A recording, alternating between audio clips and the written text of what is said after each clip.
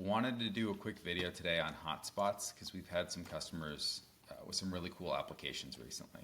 So here I've got a garment that Aaron from our team designed that went from 586 megabytes down to 9.9 megabytes.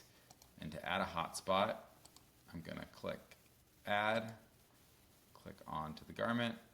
I'm going to upload an image. And what the customers have been doing is actually uploading fabric swatches. So here you can see like a close-up of the fabric. I'm going to add that there. Click Save, and my hotspot is added. So when I share this out with a link, anyone can view. You can see how quickly that loaded, number one, but number two, now I've got this pop-up of the actual fabric swatch, and I can do that for all the different parts of the garment if I wanted to, but just wanted to share something really quickly because I think it's a super cool application of hotspots.